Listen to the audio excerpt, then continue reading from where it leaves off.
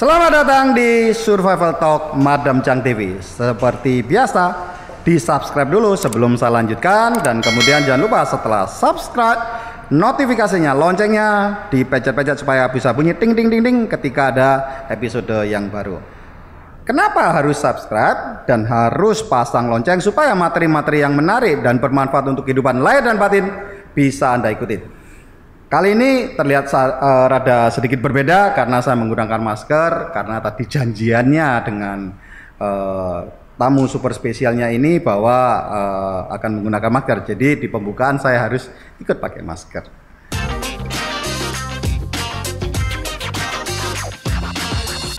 Salam bertahan hidup, selamat datang di Survival Talk Madam Chang TV, Ibu Anita Tan. Terima kasih sudah hadir. Sebelum kita mulain, kalau berbicara Anita Tan, ini persis dengan ibu saya. Nama ibu saya itu Anita dan marganya juga Tan. Oh. Jadi saya juga merasa seperti berbicara dengan ibu saya yang masih muda. Di Survival Talk ini seperti biasanya di pembukaan saya akan menanyakan pertanyaan yang pertama. Apa beda antara SPD dengan autism? Jadi SPD itu singkatan dari Sensory Processing Disorder, itu masuk di dalam kategori autism. Oke. Sedangkan SPD ini biasanya mengganggu pada anak-anak itu bagian taktil ya. Jadi seperti pendengaran, penglihatan, terus sensor perasa itu semuanya terganggu. Oke, sebelum kita lanjutkan, saya mohon izin untuk membuka masker saya supaya terlihat gigi saya yang hitam-hitam ini.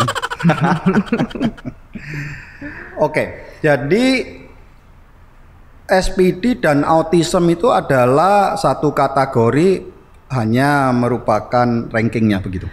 Iya, SPD di dalam kelompok kecil autism. Jadi yang top itu atas kelompok besar itu autism. Dan dia mengganggu taktil ya. Jadi taktil seperti indera perasa kita, pendengaran kita, terus penglihatan kita. Jadi kalau kita ini berbicara biasanya manusia mempunyai 5 panca indera, itu yang diganggu. Iya, itu yang terganggu. Setiap orang berarti ketika menderita atau memiliki SPD itu sama nggak ya? Mana yang lebih dia kena yang di mana? Mungkin mata, penciuman, perasa, apa? Setiap anak, saya tahu setiap anak autism pasti berbeda-beda. Kita nggak bisa menyamakan ya. Jadi kalau pada anak saya itu dia ke auditory processing. Jadi setiap kita mendengar sesuatu, pastinya kita kan proses ke otak ya. Oke. Lalu untuk berbicara dari otak proses ke mulut kan, seperti itu ya. Nah itu proses yang dari pendengaran ke itu ada jeda waktunya. Jadi dia tidak bisa cepat memproses. Lalu untuk dari otak ke mulut itu juga ada gangguan. Jadi dia susah untuk mengungkapkan. Tapi merasa apa dan semuanya oke ya? Iya. Terkadang juga ini ya sangat-sangat sensitif. Jadi misalnya untuk indera perasa itu mungkin menyukai sesuatu fabrik tertentu seperti itu. Maksudnya? Jadi ada anak-anak, ini bukan anak saya ya. Saya tahu ada anak-anak itu yang suka pada baju tertentu. Jadi baju itu yang dia suka karena dia merasa teksturnya itu nyaman di kulitnya dia. Kalau saya waktu kecil dulu, saya diajak mami saya ke pasar atom, saya sukanya apa? Jalan itu nempel-nempel di kain-kain yang roll-rollan itu. Beda itu Pak. Jadi ini lebih dia merasa sangat terganggu sampai dia merasa agitated, gelisah sekali gitu. Jadi dia tidak bisa menahan untuk memakai pakaian itu. Dan ini tahunya kapan kira-kira kalau anak ini? Karena begini ya. Bayi ketika bayi lahir kan dia tidak bisa berkomunikasi. Sometimes melihat dia menangis aja, kita nggak ngerti why you crying gitu loh ya. Saya ketika punya anak itu saya bingung, kadang-kadang anak saya ini kenapa nangis, tak lihat ada yang kecepit, ada yang mungkin kena rambut saya. Dulu saya punya rambut. Sungguh really. Jadi kan ya namanya punya rambut, hidup di luar negeri mandinya air panas kan merotol nih. Takutnya saya selalu diingatkan sama dokter, hati-hati kadang-kadang tangannya anak kecil ini bisa terbelit oleh rambutnya orang tua dan bisa putus kalau sampai kita tidak tahu. Lah itu kadang-kadang tak cari-cari, saya bingung. Nah, kayak gitu kadang-kadang saya tidak tahu anak saya ini lapar nangis, kenyang nangis, ngantuk nangis, bangun tidur nangis. Kan kita ini juga tidak bisa paham lah, terus bisa memahamin itu. Oh ternyata anak Bu Anita ini ada sensori kekurangan sensornya ini mulai umur berapa ya? Kok bisa tahu? Maksud saya begitu. Jadi saya mulai mengikuti terapi itu mulai sebelum 1 tahun ya. Jadi mendekati 1 tahun, kira-kira 11 bulan seperti itu. Jadi pada waktu anak umur 11 bulan? Iya, karena kalau bayi terlalu kecil kan ya seperti tadi Pak Rudi bilang kan cuma nangis doang ya. Tapi setelah anak mulai besar kan kira-kira kelihatan ya. Biasanya bayi pada umumnya kan tidak seperti itu tingkah lakunya. Nangis terus atau susah dihandle gitu kan. Jadi cranky gitu ya? Iya, dan terus-terusan kan nggak mungkin kan orang terus-terusan cranky Pak. Loh tapi saya punya temen loh ya. Punya temen ini anaknya pagi, siang, sore nangis terus. Jadi sampai maminya ini diet alami tanpa harus macem-macem, lebih kurus daripada sebelum hamil malah. Kenapa maminya kok yang diet Pak? Ya karena nggak bisa tidur. Oh oke. Nggak bisa tidur, nggak bisa makan. Tapi pun yang saya tahu sampai sekarang diperiksa masih juga belum tahu kenapa anaknya masih suka nangis gitu loh. Nah kadang-kadang makanya itu kadang-kadang sulitnya begitu ya. Iya, memang ada anak yang mudah diketahui autismnya, ada juga yang susah. Ada juga teman saya yang pada usia tertentu itu dia mendadak mundur. Jadi kemampuannya itu mundur. Oh asalnya bisa. Asalnya begitu. Bisa normal, lalu mendadak pada suatu usia tertentu itu regres seperti itu. Tapi kalau saya break sebentar. Tapi kalau boleh tahu ya, apa sih sebetulnya yang membuat seseorang itu anak ini bisa terkena SPD atau dalam keluarga besarnya bisa, artinya dalam satu keluarga ini autism, artinya bukan keluarga yang terkena autism, masuk kena autism, artinya kenapa seorang anak itu bisa kena autism ya? Bisa dikatakan kena autism? Yes. Dia biasanya tidak untuk berkomunikasi itu nggak ini ya, susah ya Pak ya. Jadi biasanya kalau anak-anak pada umumnya kan dipanggil itu merespon. No, maksud saya kenapa seseorang ini bayi bisa enggak, misalkan gini, maksud saya begini, anak dilahirkan normal umur 5 tahun tahu-tahu dia autism gitu, bisa? Bisa. Oh. Biasanya yang menyebabkan itu panas tinggi. Panas tinggi. Jadi ada seizure di otak ya. Lalu ya syarafnya itu ada something yang terjadi dengan syarafnya. Apakah benar ada satu teori yang mengatakan saya termasuk orang yang suka membaca tetapi saya tidak terlalu lebih detail untuk di autism. Sering saya baca ada yang bilang ada autism ini yang ketika dilahirkan di dalam janin dia sudah autis. Kemudian ada yang bilang karena vaksin MMR. Tapi saya sendiri ya tidak paham karena setiap dibaca ya punya logikanya sendiri ya, punya penelitiannya sendiri. Iya, jadi sepengetahuan saya itu masih pro kontra ya. Jadi kalau yang di dalam janin itu katanya yang di dalam janin udah autism itu mungkin karena efek dari makanan mamanya atau jadi gaya hidup orang tuanya. Iya, gitu karena ada banyak logam beratnya seperti itu. Tapi kalau untuk vaksin, saya juga kalau membaca ada yang pro dan kontra. Jadi susah ya untuk. Karena waktu itu anak saya itu antara ya enggak begitu. Iya, tapi setahu saya kalau kita udah mencurigai bahwa anak kita ada autism, biasanya kita skip MMR itu. Karena bisa lebih parah. Kita takutnya seperti itu. Oke, kembali lagi. Jadi ketika sudah Bu Anita itu udah mulai curiga loh, kenapa kok begini ya responnya tidak secepat seperti yang anak-anak biasanya. Terus apa yang dilakukan pertama kali? Jadi waktu itu saya mulai mencoba-coba mengikuti terapi-terapi yang ada. Waktu itu juga. Sorry, ini berapa tahun yang lalu? Anak saya lahir 2003 ya, jadi 17 tahun yang lalu. 17 tahun yang lalu. Apakah waktu itu sudah seperti sekarang informasi tentang autism? Pastinya tidak. Pastinya tidak. Jadi waktu itu juga saya asas coba-coba itu tadi ya Pak ya. Jadi ya dengan modal yang ada ya coba-coba aja gitu. Gitu. Di Indonesia, di Surabaya atau di luar negeri? Waktu itu kita coba di Surabaya dulu, lalu setelah saya tahu source-nya di Singapura, waktu itu saya ke sana. Sempat juga tinggal beberapa bulan di sana di Singapura sambil nerapi anak saya. Di Australia saya juga pernah memeriksakan untuk auditori anak saya. Jadi gini, pemeriksaan untuk autism itu berbeda dengan pemeriksaan kita kalau tubuh kita sakit ya.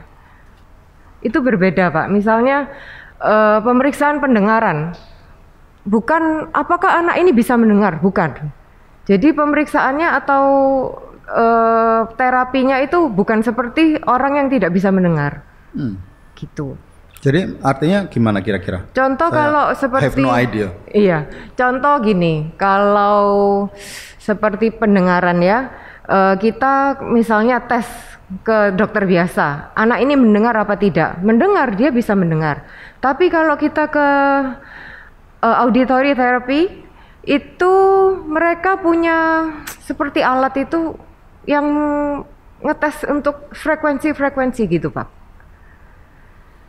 Jadi untuk terapi auditori itu berupa musik-musik yang didesain untuk anak kita individually. Yang dilihat dan dicari adalah responnya mungkin ya. Mungkin saya waktu itu juga terus terang kurang mengerti metodenya mereka untuk mengecek anak kita. Tapi setahu saya waktu itu saya kalau mengikuti auditory therapy biasanya kan 10 hari misalnya intensif seperti itu. Jadi hari pertama dia memberi musik A misalnya. Nah besok itu saya disuruh memberikan report yang sangat-sangat jelas, harus detail.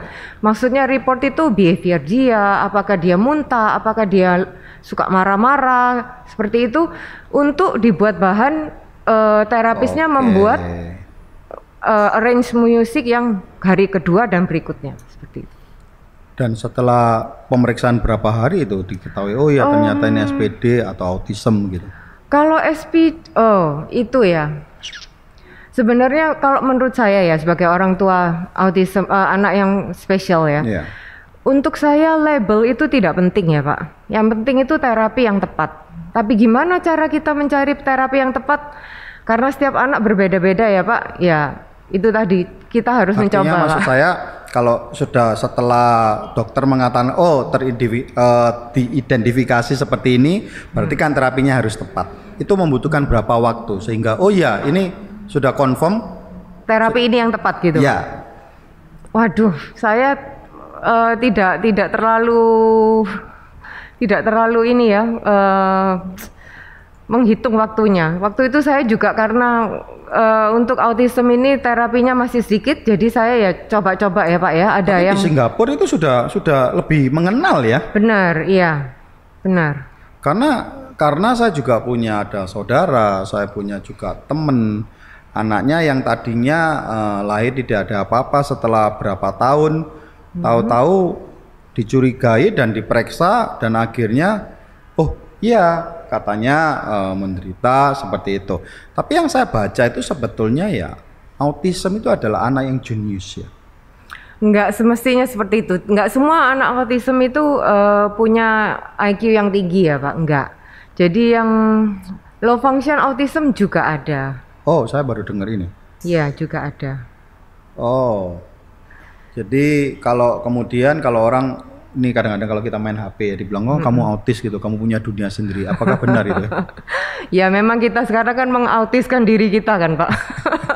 Tapi benar nggak sih kalau orang autis itu atau anak autis mempunyai dunianya sendiri. Iya, mereka karena merasa tidak fit in dengan dunia kita ya, jadi mereka merasa nyaman di dunianya mereka sendiri. Oke, jadi artinya memang tidak mudah untuk orang autis dengan orang yang tidak autis untuk bisa gampang berinteraksi. Iya. Tapi you with your son how? Sorry Pak? Interaksi antara you dengan saya dengan anak saya. Jadi untuk anak autism karena itu untuk mereka susah, jadi kita yang harus aktif. Tapi selama 17 tahun ini umur berapa sudah lebih mengenal dia dan dia lebih mengenal maminya? Bisa berkomunikasi dengan sangat nyaman begitu. Untuk berkomunikasi mungkin kira-kira 5 tahun ini ya baru oke ya Pak. Jadi take 12 years. Iya. Jadi kalau bicara effort itu udah berapa ribu persen effortnya? Jatuh bangun Pak Udan. yang saya tahu dari saudara saya ini ya, karena namanya saudara sering banyak cerita. Katanya autism ini very expensive ya dalam terapinya, makanannya gitu. Untuk makanan, kalau saya terus terang dulu pernah mencoba untuk diet autism. Tapi untuk anak saya somehow diet itu nggak ada efeknya Pak.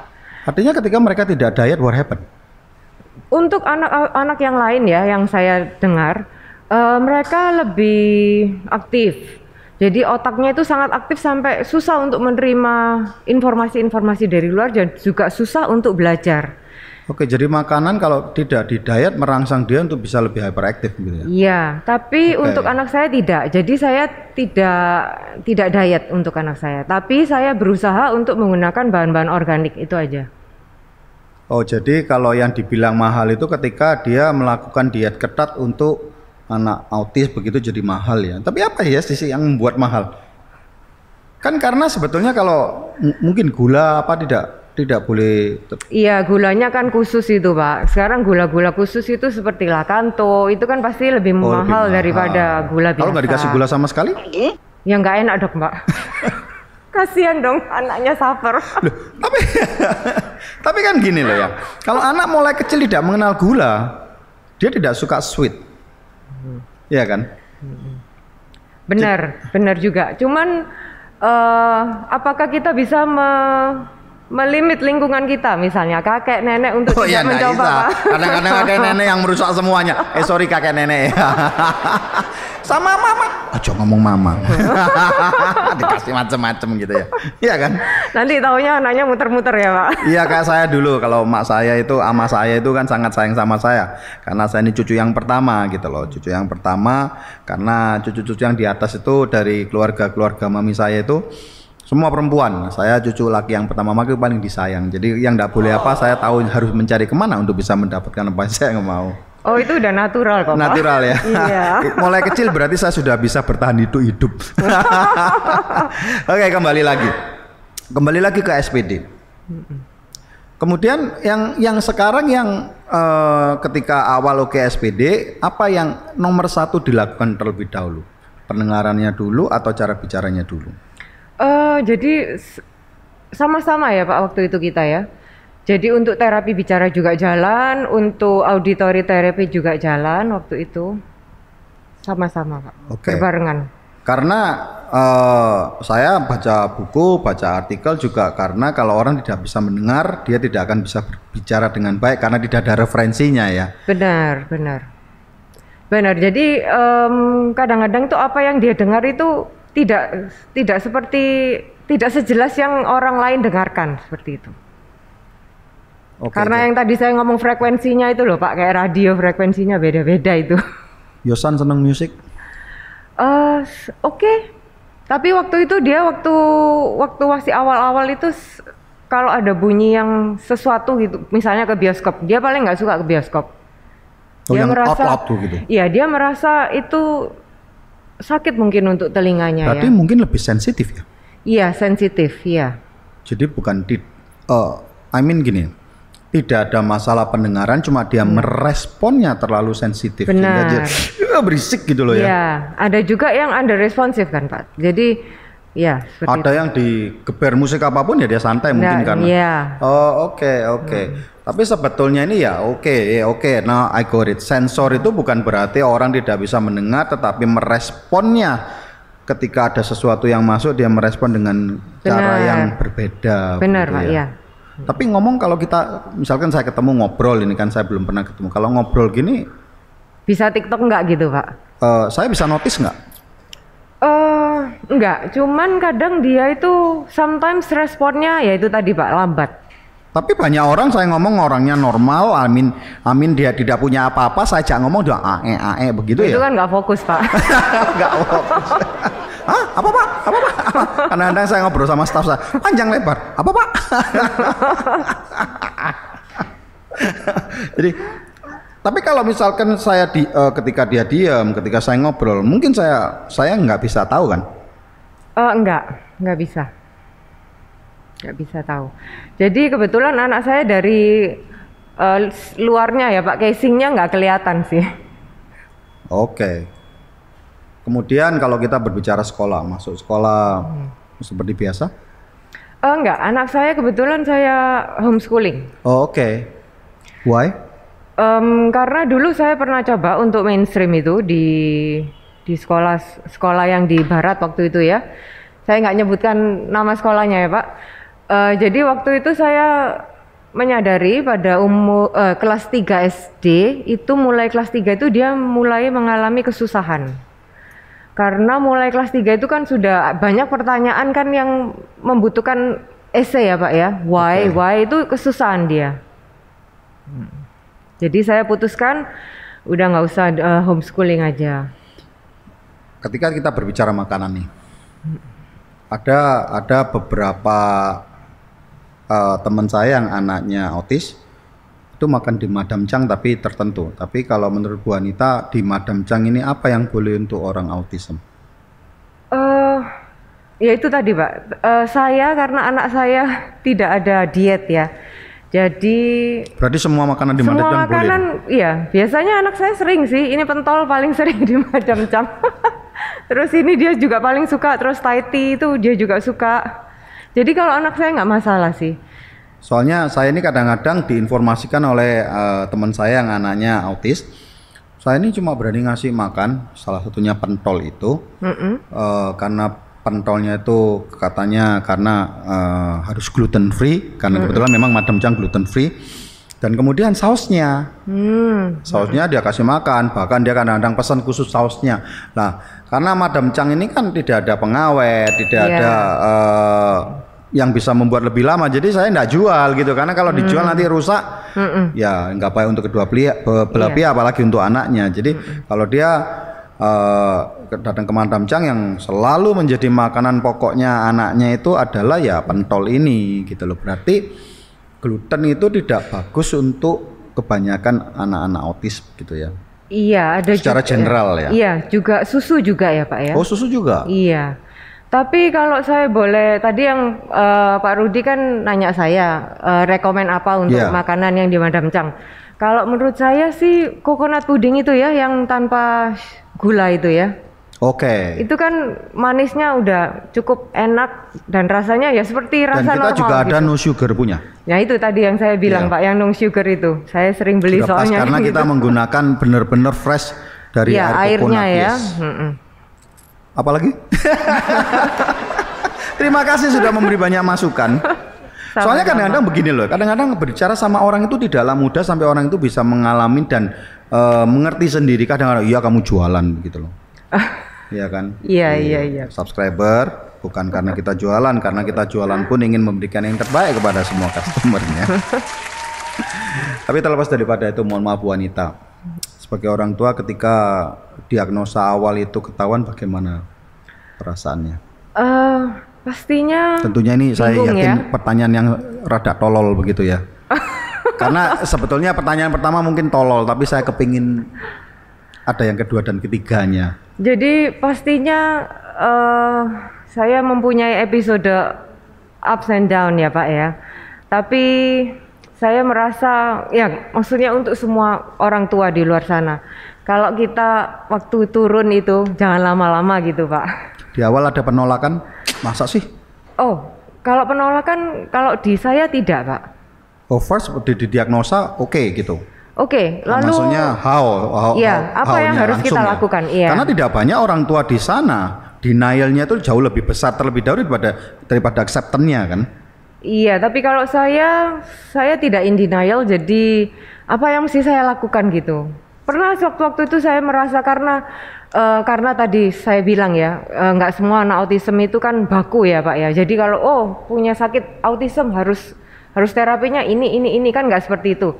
Nah, waktu dalam masa coba-coba ini kan kita pasti, aduh ini kok nggak pas-pas gitu ya terapinya. Itu kadang saya mikir, apa ya yang salah sama saya? Apa saya ini kurang berusaha seperti itu?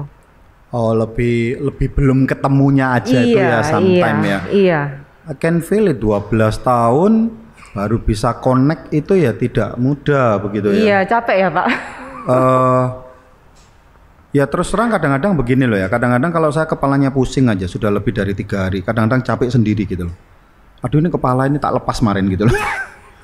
Ya. Bener, kayak kita kerja gitu ya, udah kerja 12 tahun tapi belum nemu hasil gitu kan kayaknya capek gitu ya Pak ya. Ya terus terang apalagi kayak sekarang ini seluruh dunia bisa merasakan hal yang sama, kerja puluhan tahun tahu tuh dihancurin sama si namanya sesuatu yang tidak terlihat tapi ada, sehingga kita harus seperti ini begitu. Ya. So how you cope ketika itu terjadi? Maksudnya ketika saya tahu? Ya ketika down, ketika kadang-kadang saya ya tadi kan boleh down tapi nggak boleh lama-lama kan. Iya bener Pak. Saya kemarin juga begitu loh, lagi ngajar di UKP Universitas Kristen Petra, saya ngomong yang sama sebagai seorang leader, ya pasti ya jangan pernah ngomong Anda itu manusia super, ya kan? Ya pasti down, tapi downnya jangan lama-lama lah. Hari ini saya ada konfirmasi lagi juga. Kalau saya mencari hobi ya, yang jadi me time itu perlu untuk para parents.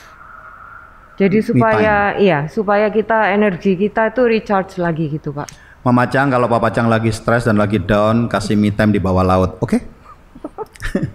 Iya itu salah satu obat saya kalau saya masuk dalam laut itu, karena saya diver, saya sangat suka di bawah laut. Jadi kalau saya ini sudah nggak masuk laut, saya rasanya kayak sudah mulai gelisah gitu loh. Sampai Mama Cang itu bilang katanya saya dulu itu walrus mungkin gitu. Anjing laut. Kalau saya buang energi, maksudnya kemarahan atau keputusasaan saya buang ke olahraga ya Pak. Tapi Bu Anita ini model apa yang nggak bisa marah rasanya apa? Semua orang bisa marah Pak. Tapi beda ya. Daging kita sakit kalau dicubit Pak.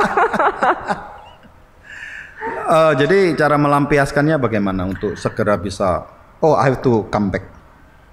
Ya. Olahraga saya. Lari. Saya lebih ke yoga sama functional training dulu. Oke. Tapi sebelumnya itu memang sudah mengikuti gaya hidup yang sehat. Tak lihat kan Bu Anita very fit. Ini sebetulnya saya tuh dulu juga tidak terlalu fit, cuma ini rada kedodoran gitu loh. Dulu saya cukup fit. Saya tadi disuruh duduk di depan ini juga rada malu karena rada kedodoran perutnya. Saya juga punya love handle gitu. Ini memang sebelum menikah fit ya? Enggak juga Pak. Jadi saya mulai olahraga itu 2004 setelah anak saya yang kedua. Jadi anak yang kedua? Iya. Jadi pastinya seperti yang tadi saya bilang ya, saya bukan biasanya nggak suka olahraga. Jadi setelah anak saya lahir 2003, terus saya mulai olahraga 2004. Oke. Sorry ya kalau saya pertanyaan ini rada kurang tepat. Karena tadi itu ada hubungannya ketika anak dijanin dia didiagnosa autis ketika dijanin. Mungkin karena lifestyle. Ada nggak sih autism itu dari jin? Nah, untuk itu saya juga pernah membaca-baca. Gak jelas Pak. Gak jelas untuk ya, karena itunya. Terus terang ya, ilmu pengetahuan membingungkan, mempunyai teorinya sendiri. Yang kadang-kadang kita baca ini kadang-kadang, oh iya benar juga ya, iya nggak sih? Tergantung metodologinya, pendekatannya apa gitu ya. Kayaknya kalau untuk autism itu nggak ada yang baku ya, dalam dunia kedokteran pun kita karena masih banyak. Masih search. Iya, untuk pro kontra masih semuanya pro kontra. Karena ketika Felicia pertama kali mengenalkan nama Anita Tan ini kepada saya sangat tertarik untuk ketemu, karena terus terang Felicia kan berusaha cerita, karena kan terus terang ini baru pertama kali subscriber saya ketemu dengan Bu Anita Tan. Wah, saya tuh suka dengan seorang fighter. Saya suka dengan seorang fighter. Dan saya selalu ingin belajar dari seorang fighter. Maka itu oke, diatur. Maka itu diatur. Karena saya kepingin mencoba belajar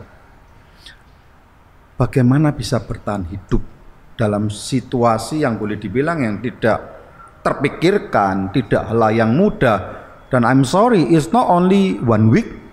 Iya. It's not only 1 month. Itu yang saya kepingin tahu. It's a lifetime job ya Pak? Iya, I'm sorry I have to say yes. Yes, it is Pak. So, I'm sorry kalau saya kepingin tanya, karena saya itu selalu ingin belajar dari orang-orang hebat, termasuk saya ngomong, aku ingin ketemu. Seriously.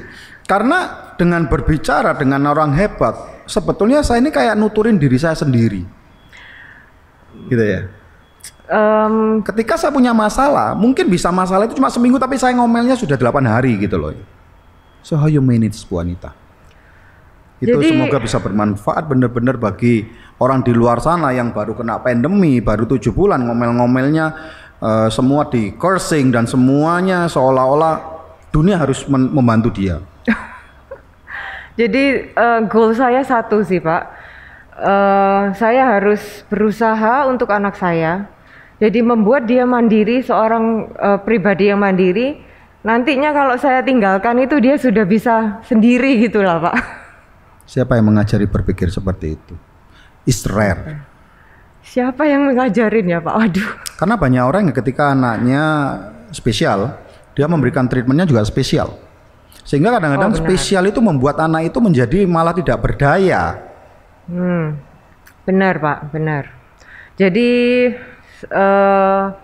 waktu itu saya diberitahu adik saya, jadi gini, kamu itu jangan, misalnya contoh gampang ya Pak ya, waktu dulu awal-awal anak saya kan tidak bisa dilarang Pak, jadi waktu itu kalau mau beli apa aja saya turutin Kak.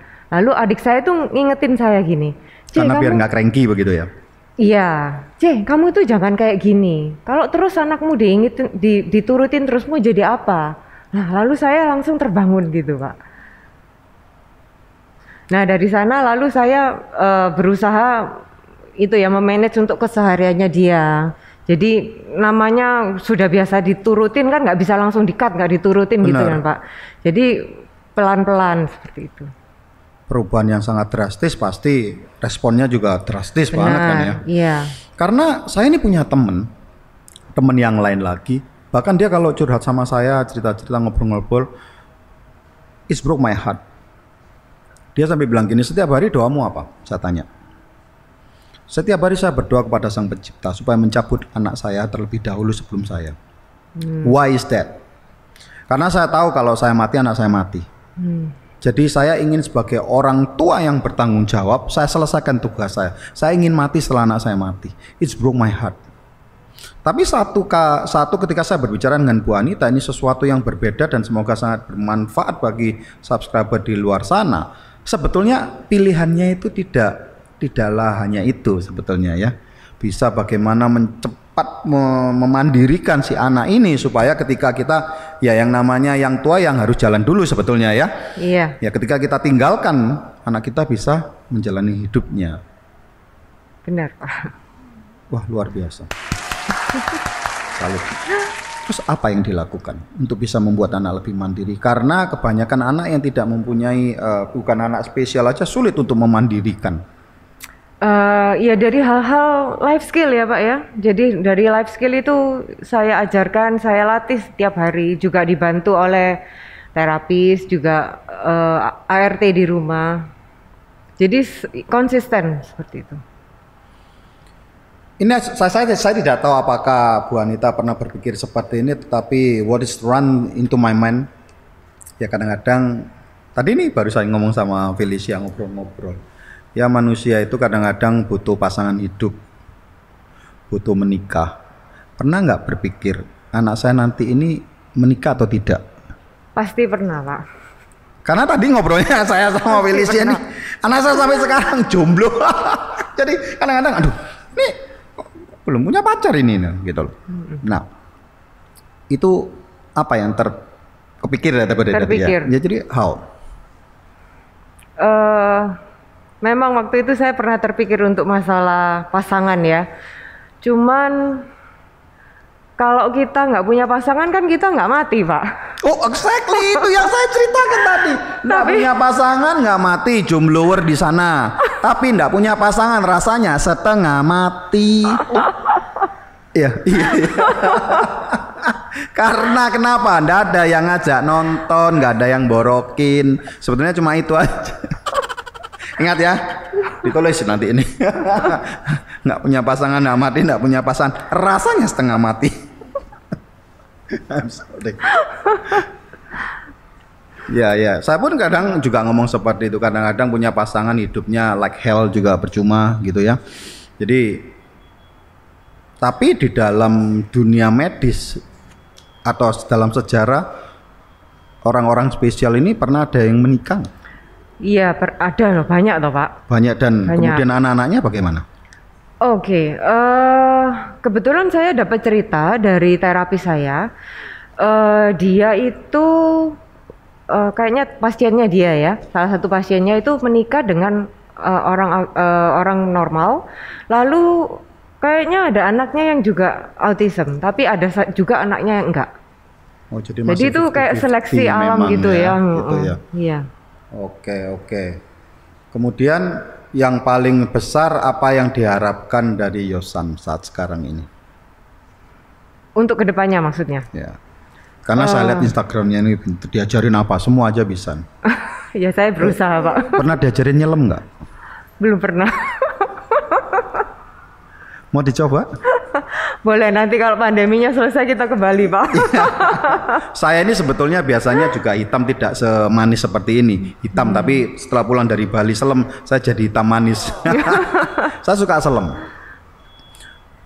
Boleh nggak menyelam? Boleh saja. Karena menyelam ini ada berhubungan dengan ketidaknyamanan di telinga. Bukan karena berisiknya, tapi karena perbedaan tekanan air laut dengan telinga kita yang kecil ini sehingga kadang tidak bisa menyelesaikan sehingga sakit. Benar.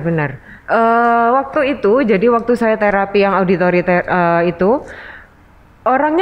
terapisnya bilang, waktu kamu terapi intensif tidak boleh berenang, tapi setelah itu boleh, nggak ada masalah dengan tekanan. Bukankah kalau saya nggak salah untuk diving itu kan relaxing ya, Pak ya? Exactly. Jadi saya itu bisa, jadi teman saya banyak, kok kamu itu manusia aneh. Kenapa rileksnya itu harus di dalam air gitu loh. Kadang-kadang sampai Mama Cang bilang nanti kata belikan air laut literan dimasukkan di batap di rumah aja. Kalau butuh air laut ya sudah tak kamu kum-kum. Tapi bagi saya gitu, pressure-nya itu membuat semua tubuh saya dikompres. Jadi kalau paru-parunya orang sebesar ini kalau masuk di dalam air jadi kecil, jadi seperti ini. Nah, itu bagi saya itu sehingga aliran darahnya semua I can feel it gitu loh.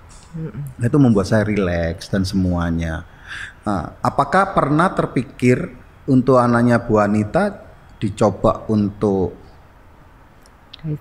diving mungkin, tapi kan tentunya harus secara medis harus oke terlebih dahulu kan baru dilakukan. Iya. Karena yang paling ditakutkan di dalam diving itu panic attack. Ya, bukankah kalau kita diving itu ada lessonnya dulu ya, Pak? Nggak langsung abal-abal gitu kan, Pak? Oh iya. Jadi harus open water lebih dahulu, harus dilihat. Tetapi masih banyak juga yang kejadian meskipun sometimes panic attack itu will attack you somehow, I don't know, tahu-tahu bisa panik gitu loh ya. Nah, itu yang paling dibahayakan. Tapi kalau kita ditarik panik ya suruh duduk ya sudah gitu loh. Nah, boleh nggak? Kalau saya pribadi, saya mau mencoba itu sih, nggak masalah untuk saya. Karena sebetulnya gini, survival talk ini saya mempunyai ide bagaimana kita bisa bertahan hidup, maka itu di acara survival talk saya berusaha memberikan sesuatu yang bermanfaat bagi siapapun yang menonton YouTube survival talk ini, dan sometimes saya ingin juga bisa menjadi bagian dari solusi sesuatu yang belum terpikirkan mungkin begitu loh. Jadi ada juga teman saya yang juga dari acara ini bisa banyak, oh ya, kerjasama dalam hal apapun. Ada tamu yang tadinya saya tidak kenal, akhirnya saya fasilitasi. Ada yang apa itu Kyokushin, jadi saya menjembatani gimana Kyokushin ini bisa menjadi lebih populer di Surabaya. Dan kemudian sekarang saya juga punya PR misi bagaimana membuat orang Surabaya itu lebih senang dengan musik jazz. Dan sekarang I'm more than welcome. Apa yang bisa lakukan, kita bisa bekerja sama agar lebih banyak orang di luar sana. Satu, misalnya kalau belum menikah atau belum punya anak, dia bisa menjaga gaya hidupnya. Ataupun kalau sudah punya anak dan akhirnya mempunyai kebutuhan atau menjadi spesial dan tahu what to do. Mungkin sebelum mempunyai anak melakukan pemeriksaan dulu ya. Oke, untuk pemeriksaan yang ya. seperti apa? Karena dulu saya mohon maaf saya potong sebentar. Saya sama Mama Chang ini orang yang berusaha hidup dalam logika yang lebih banyak. Saya ngomong sama Mama Chang.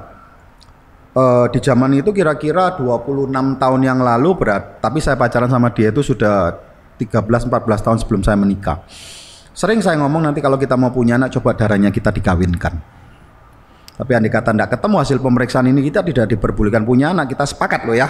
Itu jauh sebelum menikah. Tapi kan sampai hari ini ketika saya ngomong begitu kepada teman-teman saya atau sharing-sharing, orang bilang aneh, ini manusia aneh gitu loh. Masa Pak? Yes. Kayaknya kalau saya banyak tahu ya teman-teman yang masih muda-muda itu kalau mau menikah gitu, mereka sekarang tes darah dulu, dilihat logam berat dan lain-lain itu. Karena mungkin saya kan 12 tahun di luar negeri. Saya ketika menikah itu juga belajar banyak. Ketika menikah di Kanada itu ada satu hukum, we have to disclose. Kalau enggak kita bisa sue pasangan kita. Ketika pasangan lainnya tidak tahu. Lah saya kan juga jadi takut begitu loh ya. Takut artinya bukan apa, kalau saya cinta sama pasangan saya tidak ingin dia menderita karena cinta, maksud saya begitu loh ya. Nah, tapi beberapa bulan yang lalu ketika saya ngobrol di sini, banyak anak-anak muda yang ngobrol sama saya, dia bilang ini enggak pernah kepikir loh. Jadi I'm more than welcome kalau ada campaign atau apapun untuk bisa ilmu pengetahuan ini dan semuanya bisa lebih bermanfaat bagi banyak orang. Apa yang kira-kira bisa lakukan bersama? Waduh, saya masih belum terpikirkan Pak saat ini. Tapi paling tidak sudah kenal dulu, nanti bisa hubungan di belakang. Kesehariannya apa? Saya sehari-hari. I'm sorry, your son name itu apa? Rainer. Ya. Tadi lihat Instagramnya terus just blank. Keseharian anak saya. Yes. Jadi dia selain mengikuti terapi dan yoga, jadi sekarang karena biasanya nge-gym, tapi kan nge-gym karena corona gini saya takut ya Pak, jadi saya alihkan ke yoga sekarang. Lalu dia suka melukis sama suka masak gitu. Really? Iya, suka masak dia. Jadi itu bukan cuma sekedar diikutkan itu yang di Instagram, itu memang karena dia punya hobi ya? Oh, enggak memang. Jadi seperti hari ini gitu dia masak sendiri lunchnya. Dia sering seperti itu. Itu harus thanks to his mom. Enggak Pak, saya sebenarnya tidak bisa masak. Yang mengarah-mengarahkan itu. Tapi karena anak saya punya hobi di sana, jadi saya mau tidak mau saya juga harus belajar masak dan baking sedikit-sedikit. At least saya mengerti, jadi saya bisa support anak saya gitu. Apa spesialis makanannya? Kadang-kadang kalau masak itu ya Pak, dia campur-campur sendiri. Pokok. His creation. Iya, tapi lebih Western, suka ke Indonesian, curry gitu. Chinese? Dia nggak suka Chinese, dia suka Japanese, Indian food dia suka. Oke, referensinya dari mana? Jadi awal-awal itu dia dari mainan itu Pak, mainan Mama Kitchen Mama itu loh, yang mainan game. Oh iya. Capek. Oh iya, saya pernah itu ngikut kan ada anak saya main itu. Itu kan ada resepnya kan Pak. Iya. Jadi dari sana dia dari sana coba-coba, lalu nanti kalau ke toko buku dia kan memang suka buku, jadi minta saya beli resep. Kalau sekarang dia suka browsing sendiri di internet sih. Oke, hebat. Saya terima kasih. Tapi sebelum saya tutup, saya sampaikan benar-benar saya honor bisa ketemu manusia hebat di dunia ini. Tidak banyak orang seperti itu. Ya, bahkan saya itu punya teman ketika anaknya sakit dia melarikan diri. Anaknya harus diurus oleh kakek dan neneknya. Hari ini saya ketemu sama orang yang sangat luar biasa, mempunyai dedicated yang sangat luar biasa, bahkan sudah berpikir sangat jauh ketika nanti tidak ada, anak ini harus tetap bertahan hidup. Tip terakhir mungkin untuk para subscriber mungkin di luar sana yang menonton acara ini, apa tips-tips terakhir sebelum kita akhirin episode kali ini, Bu Anita? Seperti yang saya biasanya selalu sarankan ya Pak, jangan pernah menyerah. 1, jangan pernah menyerah. Kalau kita menyerah, anak kita tidak akan pernah maju. When you give up, that means the end of everything mungkin ya. Jadi mau tidak mau, kalau saya garis bawah itu cintanya Bu Anita ini di atas rata-rata manusia yang pernah saya kenal mungkin gitu ya. Semua mama pasti cinta sama anaknya Pak. Teorinya harusnya begitu, tapi banyak orang tua yang menyusahkan anaknya juga ya. Terima kasih banyak. Semoga satu hari saya bisa ketemu, bisa ngobrol, dan one day juga kita bisa do something. Semoga ya paling tidak dari acara ini apa yang bisa kita lakukan bersama ada bermanfaat bagi orang banyak di luar sana. Thank you, salam bertahan hidup, sukses untuk apapun yang dilakukan. Tambah hari tambah sehat dan tambah yakin dunia akan menjadi lebih baik. Amin. Thank you. Jangan lupa subscribe kalau bermanfaat, dikasih jempol, di-share dan notifikasinya. Salam bertahan hidup.